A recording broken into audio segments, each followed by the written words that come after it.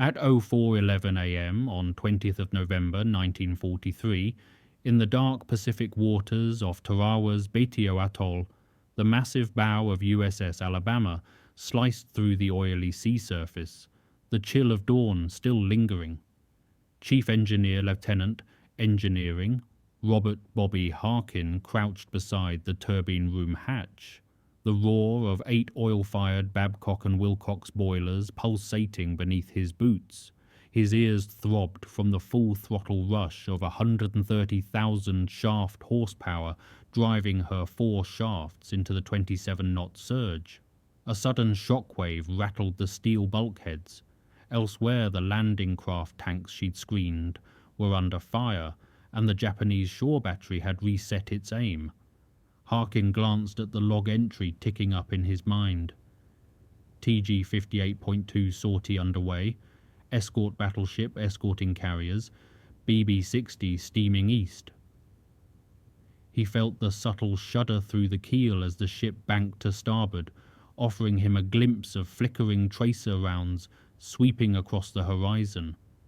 The day ahead would test every rivet, every pipe, every man in this ship, and unseen consequences lay waiting in the deep. It was 16th of August 1942, and Norfolk Navy Yard sprawled grey and industrial along the Portsmouth, Virginia waterfront. Lieutenant Robert Harkin ran up the gangway of BB-60 during final trials, his boots clanging on steel. The ship's sleek hull stretched 680 feet, her displacement nearing 44,000 tons at full load. Above him towered turrets I, II and III, housing 9 16-inch to 45 caliber Mark VI guns, each capable of hurling 2,700-pound armor-piercing shells nearly 20 miles into enemy formations. He smelled fresh paint mixed with hot oil, heard machine lathes whirring deep in the engine rooms. His orders were clear: keep the propulsion plant pristine while this fast battleship outruns and outguns Japanese threats in whatever theatre command assigns her. That night Harkin lay on the deck plating near the stern, listening to the giant screws turn as the ship backed down for full power trial. Sleep eluded him. Every creak sounded like an alarm, every vibration a potential failure. Around him, crew members adjusted to the ship's rhythm, the hum of turbo generators, the clank of ammunition hoists being tested, the low whoosh of forced draft blowers feeding air to the boilers. He sensed this ship would live beyond routine. She was built for speed and firepower, a South Dakota-class battleship designed to screen carriers and deliver devastating broadsides. A quiet tension filled the air as commissioning drew near. In the darkness, Harkin traced the outline of a feed water pipe above his head, thinking, every joint, every valve, every gasket matters. The ship would be only as good as the systems he maintained. By dawn, the trial was complete. Chief Engineer's log noted, plant performed to specification, 130,000 shaft horsepower sustained, turbine temps nominal. Harkin stood at the engine room hatch as Alabama returned to dock, her bow cutting clean through the grey Atlantic swell. Thought, this is a warship built to last. But wars don't care about design. They care about what you do when the shells start falling. January 1943 arrived cold and unforgiving at Casco Bay, Maine, where Alabama performed her shakedown operations. The Baltic wind whipped across the deck. Sea spray froze the anchor chains into glittering sculptures of ice. Harkin, sweat beneath his helmet despite the cold, supervised the boiler uptakes while the ship ran through high-speed maneuvers. The thermometer read 12 degrees Fahrenheit. His breath came in sharp white clouds. Around him, sailors adjusted to the ship's roll, learning how to move through narrow passageways while the hull pitched and yawed in the winter Atlantic. A sudden pressure drop sent him racing to the forward engine room. He saw it immediately. A ruptured steam line near the number 2 boiler, vapour hissing into the compartment. One failure like this could cut steam to the turbines, kill the ship's speed, make her a sitting duck for submarines. He shouted orders over the roar. Isolate valves, reroute through bypass. His crew moved fast, 3 men spinning valve wheels, 2 more checking pressure gauges. Minutes later, the steam gauge climbed back to 600 psi, and the ship steadied at 27 knots. The crew gave him a nod. He knew that trust is earned in crisis, not drills. Meanwhile, on the bridge, new fleet orders shifted Alabama's assignment. She would leave for Arctic convoy duty, escorting merchant ships through the U-boat-infested waters between Iceland and Murmansk. The engineer's mind registered the implications immediately. Speed means nothing if you can't sustain it under combat conditions. Arctic temperatures would stress every system, freeze every exposed valve, challenge every seal and gasket. He closed the scene with the low hum of the turbo generators and the knowledge that every bolt in his domain must hold. Above deck, lookouts scanned the horizon for periscopes. Below deck, Harkin made notes in his maintenance log. Replaced forward steamline section 14B, tested under load. System nominal. By April 1943, Alabama was at sea off Iceland, escorting convoy RA-53 to Murmansk through waters prowled by German U-boats. Harkin and his engineering mates felt the ship's roll in the Arctic swell, iron-cold winds slicing through coats even below deck. The temperature in the engine spaces hovered near freezing despite the heat from the boilers. Lookouts reported U-boat wakes. Alabama's anti-aircraft batteries tracked the horizon for Luftwaffe reconnaissance planes. The convoy moved at 8 knots, painfully slow for a battleship designed to run at 27. In the engine room, Harkin caught the acrid smell of hydraulic fluid leaking from a gun turret fire control malfunction in the forward section. He ordered the flow isolated, sent repair crews to work on the hydraulic lines, while the ship remained at battle stations. On deck above, sailors huddled around the massive 16-inch guns, but Alabama's role remained convoy escort, not headline bombardments. She fired no shots in anger that month. The war for her was measured in fuel consumption rates, boiler efficiency, and the endless watch standing that kept the propulsion plant running through weeks at sea. Harkin wondered if this battleship would ever see the spotlight. The British battleships King George V and Duke of York drew the attention. American news focused on aircraft carriers and their air wings. Alabama steamed in relative obscurity, protecting merchant ships carrying tanks and ammunition to the Soviets. A low-key loss of time, no glory, no recognition. But for Harkin, it was a reminder that a ship is only as good as what she accomplishes. He closed the watch with the quiet realization that he was aboard a vessel overshadowed by bigger names, and maybe that was the chance she needed to prove her worth when it mattered. The convoy reached Murmansk on 14th of April 1943. Alabama turned south for Norfolk. In Harkin's log, Arctic deployment complete, 0 mechanical casualties, plant ready for reassignment. September 1943 brought Alabama through the Panama Canal and across the Pacific to Efate in the New Hebrides, arriving on 14th of September. Harkin stood on the starboard catwalk early that morning as warm, tropical air replaced the icy North Atlantic gusts he'd grown accustomed to. Below decks, routine maintenance crews swapped corroded boiler tubes and replaced seawater-damaged piping. The shift from Atlantic to Pacific meant new operational requirements.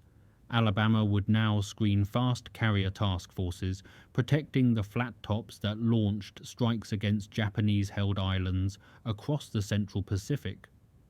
They integrated new radar sets aboard, the SC Air Search Radar and SG Surface Search Radar, marking Alabama's transition to carrier screen duties. Harkin's goal became clear: make the ship ready to keep pace with fast carriers and protect them from air and surface threats. He knew the cost of lagging behind: isolation, vulnerability, death. A ship that couldn't maintain formation speed was a liability the task force couldn't afford. A minor turbine vibration forced an emergency shutdown of the number 3 shaft during sea trials off fate. The ship slowed to 25 knots, a bruise to pride, and a potential tactical weakness. Harkin ordered full diagnostics, his crew stripping inspection plates and checking bearing alignments by flashlight in the sweltering engine room.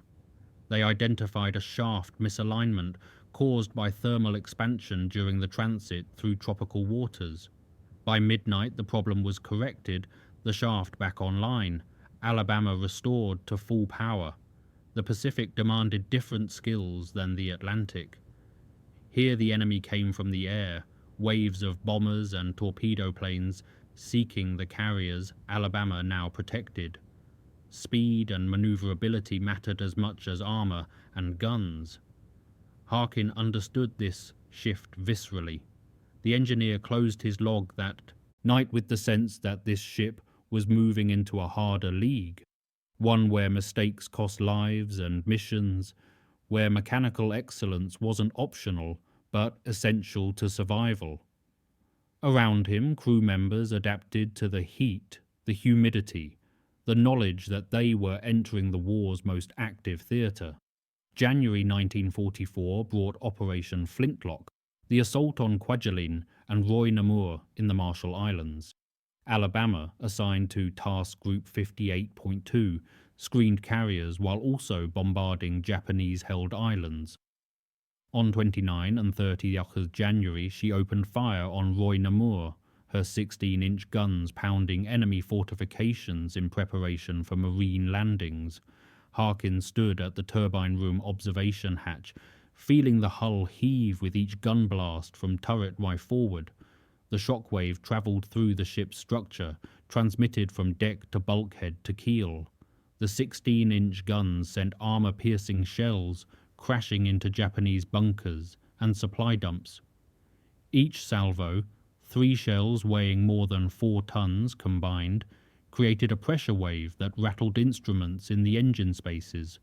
Harkin monitored strain gauges and logged vibration readings, thinking, if we execute this daily, metal fatigue will appear somewhere. The ship's structure groaned under the repeated stress. He noted minor cracking near a welded joint, ordered reinforcement during the next maintenance window. Then the call came over the sound-powered phones. Enemy twin-engine bombers inbound, bearing 270 degrees, range 12 miles. Alabama's anti-aircraft director cruised tracked the bogies, her 5-inch secondary batteries swinging toward the threat. The ship's speed and maneuverability, 27 knots and a tight turning radius for her size, made her a harder target than slower battleships. Harkin felt the deck tilt as Alabama executed evasive maneuvers, her rudder hard over, screws biting into the tropical Pacific. The bombers came in low. Alabama's gunners picked them off, tracers arcing across the sky. One bomber broke through, released its payload early, missed by 400 yards. Harkin realized in that moment, she's not just escort anymore, she's front line, exposed, under direct attack. The shift was complete. Alabama had transitioned from convoy guardian to combatant in an island-hopping campaign that would grind across the Pacific for another 18 months. He ended the watch with the logs reading 5 near misses, 3 damaged float planes lost from the catapults. The ship remained unscathed, but the danger was now real. Above deck, sailors checked ammunition magazines and cleaned gun barrels. Below, Harkin inspected every pipe and valve again. June and July 1944 found Alabama screening carriers during the Mariana and Palau Islands campaign. She supported strikes on Saipan, Tinian, and Guam, operations designed to seize airfields from which B-29 superfortresses could reach the Japanese home islands. On 19th of June, during what would later be called the Battle of the Philippine Sea, Alabama's radar picked up Japanese aircraft at 141 nautical miles, the first radar contact in her division, a detection that gave the fleet precious minutes to prepare. Harkin stood with the radar operators during mid-watch, drawn topside by the tension crackling through the ship. He watched the radar scope, the glowing blips crawling toward the center, each one representing enemy aircraft inbound. The range decreased. 120 miles, 100 miles, 80 miles. He shivered despite the tropical heat. Moments later, the call went fleet-wide. Fighters launching. All ships prepare for air action. The ship accelerated, her turbines roaring as speed climbed from 20 knots to 27. Gun turrets swiveled, anti-aircraft directors locked onto targets. Harkin returned below to check steam pressure. Full-speed turns and continuous maneuvering created demand spikes that could trip boilers offline if the feedwater system couldn't keep pace. He tuned the system manually, adjusting flow rates and monitoring temperatures. The plant held steady.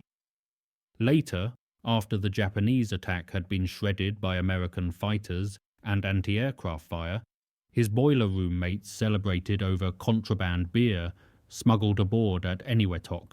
Lucky A, they called Alabama, a nickname born from her record of near misses and successful evasions, but Harkin knew luck was pipes and valves, and maintenance schedules followed religiously. Luck was a crew that knew their systems intimately, could diagnose problems by sound and vibration, could keep a warship running at combat tempo for weeks without break. The chapter closed as the task force rounded Guam and turned north toward the Palau Islands. Harkin thought, "This ship is proving herself, surviving where others have been hit, performing where others have failed." But still, outside the Navy, few knew her name. She operated in the shadow of carriers and marine amphibious assaults, doing the unglamorous work that made those operations possible. In his log, 19 June, action, plant performance excellent, 0 casualties, full readiness maintained throughout. October 1944 brought the Philippines campaign and the massive naval engagement at Leyte Gulf, Alabama operating as part of Task Group 38.3 and later 38.4, screened carriers attacking Luzon, Cebu, and Negros. Between strikes she anchored at Ulithi for replenishment, fuel, ammunition, stores, then returned to the combat zone. Harkin ran engine room drills at dawn, his crew practicing emergency shutdowns and damage control procedures. Destroyers patrolled the screen's perimeter, their sonars probing for submarines. On 17th October, the fleet came under concentrated kamikaze attack. Suicide planes dove through anti-aircraft fire, seeking the carriers Alabama protected. Her 5-inch guns and 40mm Bofors mounts claimed 3 enemy aircraft, confirmed kills, wreckage splashing into the sea, close enough to spray the deck with salt water and aviation fuel. A torpedo bomber slipped through toward the carrier in Alabama's sector. Harkin heard via sound-powered phone the order echoing from the bridge. "Evade, turn hard starboard, all ahead flank." He felt the keel shift, the massive rudder biting into the water, the ship heeling as she turned. Steam hammers echoed through the engine spaces, the turbines screaming as throttles opened to emergency full. Alabama's maneuverability saved the carrier. The torpedo passed 200 yards astern, its wake visible in the green Pacific. But a destroyer on the screen's edge took a kamikaze hit, fire erupting from her bridge. Harkin heard the casualty reports crackling over the radio. 37 dead, ship withdrawing from formation. That night he lay in his lower berth listening to the hum of the ship's generators, the background noise that never stopped. He reflected on fragility. He and his peers powered this beast, 130,000 horsepower, 9 16-inch guns, a crew of 2,500 men. Yet the beast was vulnerable. One kamikaze, one torpedo, one bomb in the right place could end everything. The night was long. He rose twice to check on the watchstanders, to verify that steam pressures held, that the feed water pumps maintained flow. He closed the night with a silent promise. "We'll make sure she survives." The ship had become more than machinery to him. She was home, mission, responsibility.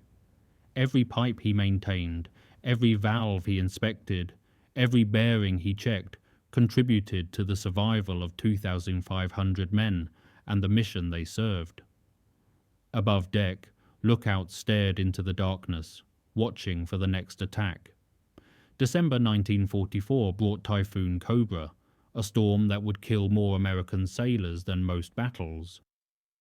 The fleet was conducting night refueling operations east of the Philippines when the typhoon struck with winds gusting to 83 knots and seas building to 50 feet. Alabama rolled to 30 degrees, a terrifying angle for a battleship displacing 44,000 tons. Harkin fought cold spray in the forward engine room where condensation dripped onto electrical panels and alarms blared warnings about turbine overspeed as the screws lifted partially out of the water during rolls. He ordered shutdown of non-essential boilers to reduce top weight and improve stability. His crew clung to piping and stanchions as the ship pitched and rolled through the mountainous seas. Equipment broke loose despite being secured. A tool chest slid across the deck plates and crashed into a bulkhead. The noise was overwhelming, wind shrieking through ventilators, waves slamming into the hull, metal groaning under stress. They worked through the night, adjusting boiler loads, monitoring shaft speeds, keeping the plant running while the storm raged. In the control room, after the storm passed, Harkin checked every pipe joint and logged damage. Minor leaks, cracked gauge glass on a feed water site, one damaged valve actuator. Casualties elsewhere in the fleet were catastrophic. 3 destroyers, Hull, Monaghan, and Spence, capsized and sank with nearly 800 men lost. Alabama escaped with minor damage, her size and stability saving her where smaller ships foundered. At dawn, Harkin stepped out onto the battered deck. The sea had calmed to long, oily swells. He looked across the formation and saw 3 empty spaces where destroyers had steamed the day before. The weight of command, even in engineering, settled on his shoulders. He'd kept Alabama's engines running, maintained power through the worst storm he'd ever experienced, but good men were gone. The ocean had claimed them as surely as enemy action. He felt the sea's power more keenly than before. The ocean was a foe as lethal as the Japanese, indifferent, overwhelming, capable of destroying warships despite all the engineering and seamanship humans could muster. He returned below deck, ordered comprehensive inspections of every system, documented every crack and leak for repair. The war continued, and Alabama would need to be ready. In his log, typhoon damage minor, plant operational, resumed station 20 December 1944. April 1945 found Alabama at Ulithi, preparing for the Okinawa campaign. She rejoined Task Force 58, now operating under 3rd Fleet Command with Admiral Halsey, for what would be the final island assault before the invasion of Japan itself. On 9th of May, the Carrier Task Force began support operations, launching strikes against Japanese airfields and providing cover for ground forces locked in brutal fighting ashore. Harkin stood by the main engine order telegraph, his hand resting on the polished brass. The call came down. All ahead flank, make turns for 27 knots. The turbine roar spiked instantly. the familiar sound now automatic in his nervous system. Feed water pressure climbed as pumps accelerated, forcing water through the boilers at the rate needed to maintain steam production. Below decks, the smell of oil and steam was acrid, familiar, almost comforting. The ship accelerated smoothly, her 4 screws biting deep, her bow lifting slightly as speed increased. That night, Alabama's radar spotted kamikazes inbound, bearing 045 degrees, range 18 miles, and closing. The engineer felt the ship's power surge as evasive maneuver orders came through. A Japanese plane dove out of the darkness, clearly visible in the searchlight beams, clearly targeting Alabama's superstructure. The pilot held his course despite the wall of anti-aircraft fire rising to meet him. At 800 yards, the plane disintegrated, hit by multiple 5-inch shells. Debris rained into the sea 200 yards from the hull. Explosions lit the horizon as other ships engaged kamikazes. Harkin gripped a bulkhead, listening to the explosive staccato of AA fire, feeling the vibrations travel up through the metal deck, grating. The attack lasted 40 minutes. When it ended, Alabama remained untouched. Another carrier in the formation had been hit, fire on the flight deck, casualties in the island structure. But Alabama had performed her mission, screening, protecting, surviving. Harkin knew in that moment, this is when the ship stops being just escort. She's survivor, guardian, strike platform. She'd fought across 2 oceans, weathered typhoons and kamikazes, maintained combat readiness through 3 years of war. The turning point had arrived, not in a single battle, but in accumulated proof that Alabama was essential to the fleet's success. The night passed slowly. Dawn brought new strike operations, and Alabama remained on station. On 17 and 18 July 1945, Alabama steamed off the northeast coast of Honshu, Japan, as part of a battleship force bombarding industrial targets near Tokyo. The targets included the Hitachi Mito Industrial Complex, factories producing war material for Japan's collapsing economy. Harkin stood under an open hatch above the turbine room, feeling each 16-inch turret blast send a metallic thump through the deck plating. The gun blasts came at irregular intervals, turrets firing independently as fire control solutions updated, and each one stressed the ship's structure. He watched rivets near the engine room deck lift slightly with each salvo, the metal flexing under forces it was never designed to endure continuously. He noted it in his maintenance log, flagged it for inspection during the next yard period. On deck above, the flashbang of gun discharges lit the night, sea spray blowing back over the turrets. The crew worked in gas masks when wind direction brought cordite smoke down to deck level.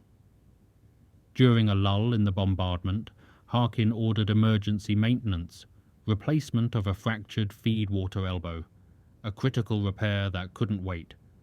His crew completed the work in 80 minutes, while the ship remained in firing position, engines running, ready to maneuver if shore batteries or suicide boats attacked. The enemy did respond. Shore fire from Japanese coastal defense guns, shells splashing within 2,000 yards. Alabama's speed remained uncompromised. She could evade or close range as the tactical situation demanded. Harkin realized something profound. This ship is underrated not because she's weak, but because she's doing what few watch. While headlines focused on carriers and amphibious assaults, Alabama and her sister battleships were striking the Japanese homeland directly, destroying the industrial capacity that sustained enemy resistance. The turning point was complete. Alabama, designed primarily for carrier escort, now participated in frontline naval artillery bombardment of Japan's home islands. The operation continued through the night. Harkin monitored turbine temperatures, checked for oil leaks, verified that every system responded as designed.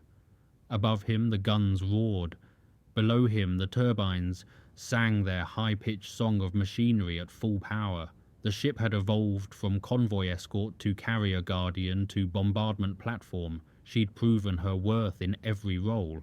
In his log, 17/18 July 1945, Honshu bombardment, 9 main battery salvos per hour sustained.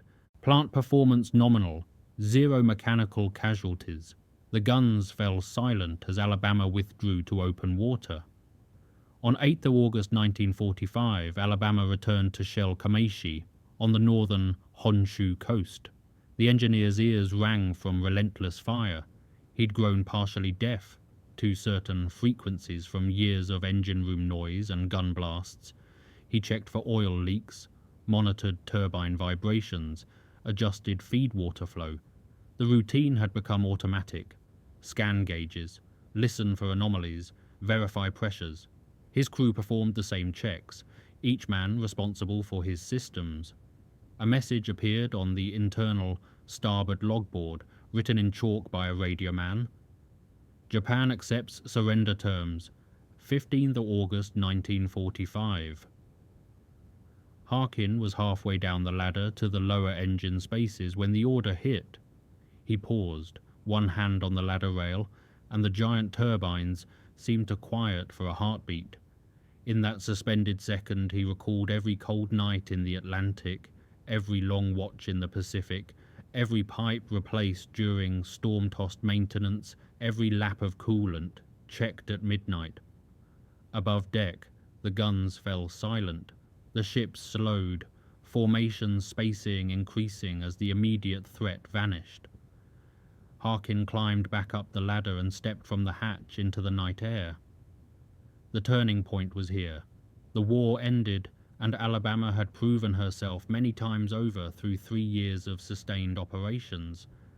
She'd earned 9 battle stars for her World War II service, recognition for participation in 9 distinct campaigns across 2 oceans. He stood at the rail looking out over the dark Pacific. The knowledge that his world would shift was immediate and certain. No more general quarters alarms, no more kamikaze alerts, no more emergency repairs under fire. The turbines would wind down, the boilers would cool, the watch standing would transition from combat operations to peacetime routine. He felt relief mixed with something like loss. The intense purpose that sustained him through the war was ending. Other crew members emerged on deck, talking quietly, some crying, others standing in silence. Harkin remained at the rail for an hour, listening to the low hum of generators and ventilation blowers. The machinery never truly stopped. Even in peace, a warship's heart continued beating. But the rhythm had changed. The war was over and USS Alabama had survived when so many ships had not. He returned below deck to log the final wartime entry. 15th of August 1945, hostilities ceased. Plant secured from combat operations. September 1945 brought Alabama into Tokyo Bay as part of the occupation fleet. She steamed through the bay's entrance on 5th of September, her battle flags flying, her hull showing the wear of 3 years at sea. Harkin walked the deck in dress uniform, his boots echoing on steel plating polished by sailors with time to care for appearances again. Beneath him, the turbines idled quietly at 5 knots. For the first time since 1942, the massive machinery operated at peacetime routine. He visited the engine rooms, now lit by work lights instead of red battle lamps. The feed water pumps ran at minimal flow. He touched the throttle wheel slowly, remembering the urgent commands that had sent it spinning. All ahead flank, emergency full, ahead standard. Those days were finished. Around him, crew members exchanged stories of foxholes they'd watched from offshore, of bombs that missed by yards, of cold North Atlantic nights when the ship rolled through 30-degree arcs.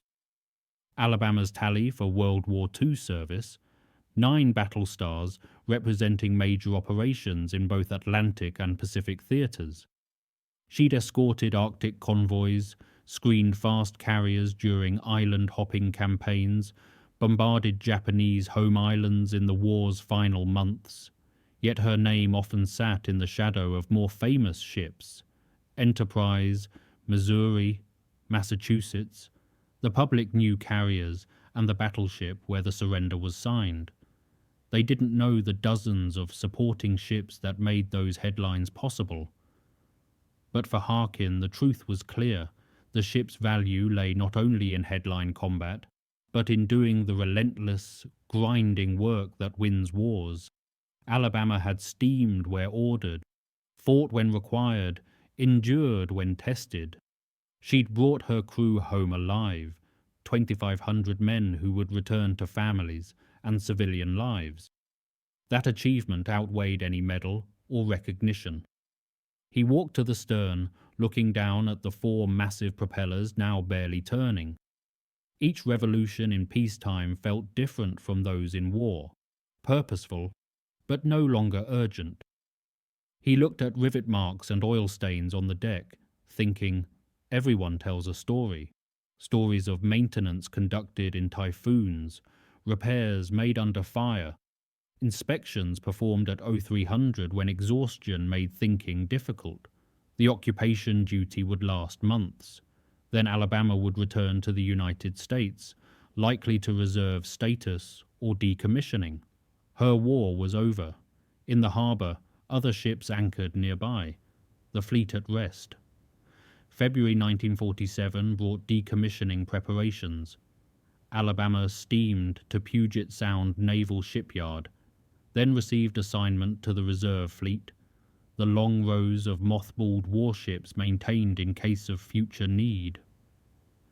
Harkin stowed his engineer's overalls, cleaned his workspace, and wrote his final maintenance report in careful block letters. Propulsion plant in excellent condition, all systems tested and verified. Ship ready for recall if needed. The formal language couldn't capture what he felt. This ship had been his home for nearly 5 years, longer than many marriages last. He'd learned her every vibration, knew which pipes would leak first under stress, could diagnose turbine problems by sound alone. The relationship between engineer and ship was intimate in ways civilians couldn't understand.